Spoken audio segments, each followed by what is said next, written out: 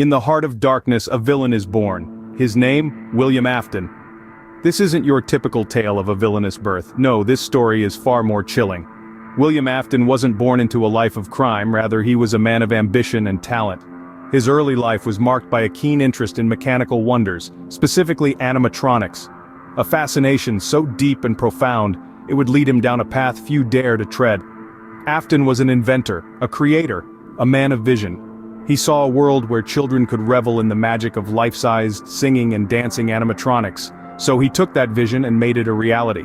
Together with his business partner Henry Emily, they opened the doors of the first-ever Fazbear's Pizza, a place of joy and laughter where families could gather for a slice of pizza and watch the enchanting performances of Afton's original animatronics. And what a spectacle they were. Bonnie, the jovial rabbit with a guitar strumming tunes that would make your heart dance. Chica, the cheerful chicken with a tray of cupcakes, serving smiles to all. Foxy, the swashbuckling pirate fox, who would whisk you away on thrilling adventures. And lastly, Freddy, the lovable bear, who was the life of the party. These were not just animatronics, they were Afton's masterpieces, his pride and joy. But as the lights dimmed and the music faded, a different side of Afton emerged.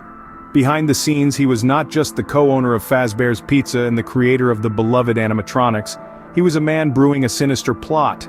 Beneath the veneer of joy and laughter, a dark secret was taking root. A secret that would forever change the course of Fazbear's Pizza and the lives of many. But behind the joyous pizza parlor, a sinister plot was taking shape. In the Afton family, joy was fleeting, replaced by a chilling tragedy. A stark contrast to the gleeful laughter and playful pranks that once echoed through the Afton household. Their home became a silent monument to loss and heartbreak. The first to be claimed by tragedy was Mrs. Afton, a gentle soul who filled their home with warmth and love.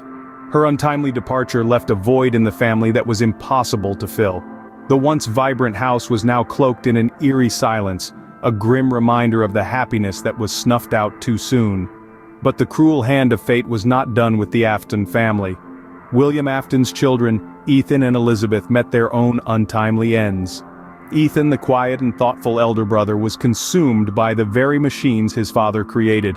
His younger sister Elizabeth was similarly claimed, her bright and bubbly personality forever silenced by the animatronic circus baby. In the wake of this devastation, their elder brother, Michael Afton, found himself as the lone survivor. He bore witness to his family's destruction and was left with a burning desire for revenge. Michael set out on a path to unravel his father's dark secrets and bring justice for his fallen family. In the midst of this familial tragedy, William Afton was busy creating new life, albeit of an unusual kind. He breathed life into his new creations, the alluring Ballora, the cunning Funtime Foxy, and the jester-like Funtime Freddy, accompanied by his puppet companion, Bon Bon. These animatronics, however, were not mere children's entertainers. They were part of a darker plan, a twisted legacy left by a man consumed by grief and madness. As the family crumbled, a monster found its true form. The joyous laughter and playful pranks were replaced by the whirring of animatronics and the shadows of a tragic past. The Afton family was no more, but in its place, something much more sinister was born. Afton's dark deeds were as chilling as they were mysterious. The man known as William Afton, the co-founder of Fazbear Entertainment, was not just an entrepreneur. He was a harbinger of death. His murders were not random acts of violence. They were calculated, cold-blooded acts of cruelty. Afton's method was unique and terrifying. He didn't merely kill his victims. He trapped their souls within the animatronics of Freddy Fazbear's Pizza. The spirits of the children he murdered were forced to continue their existence in the cold, metallic bodies of Bonnie, Chica, Foxy, and Freddy. It was a fate worse than death. These were not the only animatronics Afton had a hand in. His chilling creations extended to Circus Baby, Ballora, Funtime Foxy, and Funtime Freddy with Bon Bon, each one a testament to his twisted genius and his disregard for the sanctity of life. Yet, Afton was not acting alone. He had a partner, Henry Emily, a man who was kept in the dark about Afton's monstrous actions. Henry, who had helped Afton build the empire that was Fazbear Entertainment, was oblivious to the horrifying reality of what his friend and business partner was doing. The true extent of Afton's dark deeds was concealed behind the colorful, cheerful facade of Freddy Fazbear's Pizza. The laughter and joy that filled the pizzeria during the day were replaced by screams and terror after the doors closed.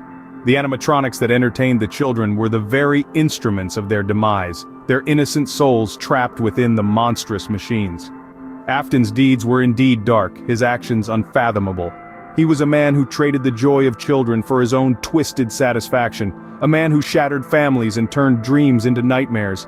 His was a reign of terror that left a lasting scar on the community, a scar that was as deep as it was painful. Yet even in the face of such evil, hope was not entirely lost. The spirits of the children trapped within the animatronics were not completely powerless. They were waiting, biding their time, for the day when they could finally have their revenge on the man who had stolen their lives. From the ashes of a man, a terrifying creature rose: Springtrap. William Afton's transformation into Springtrap was not a mere accident but a chilling result of his persistent obsession with immortality.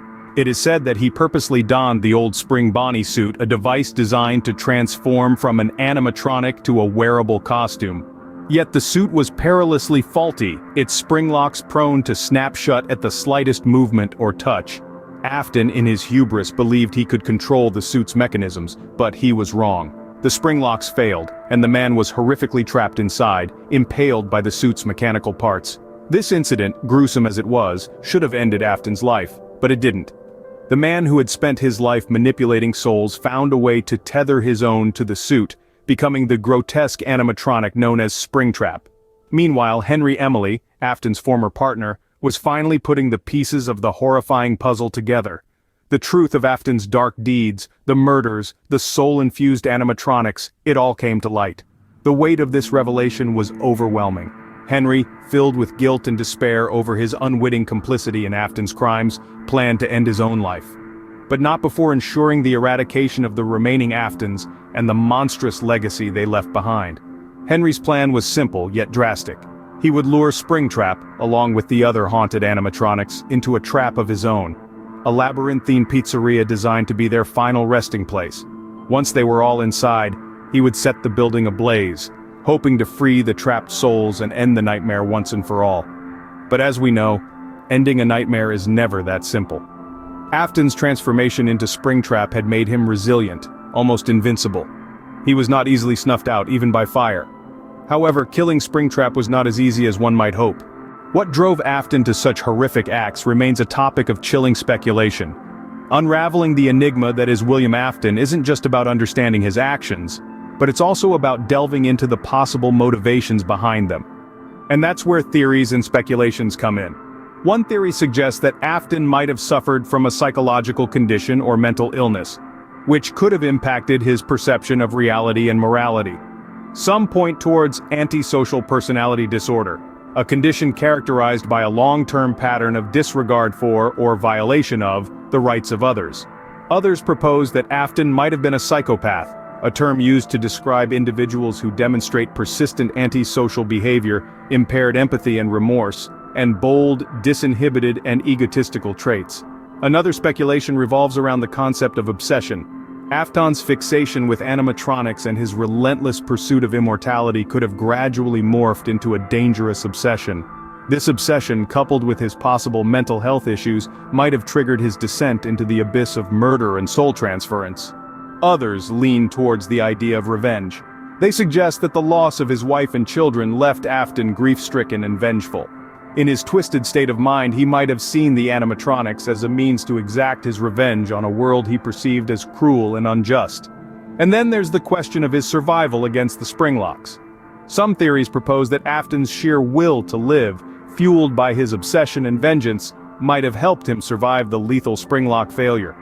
His transformation into Springtrap could be seen as a testament to his indomitable spirit, or perhaps his monstrous determination. In the end, the mystery of William Afton continues to haunt us, a chilling reminder of the darkness that can lurk behind even the most innocent of facades.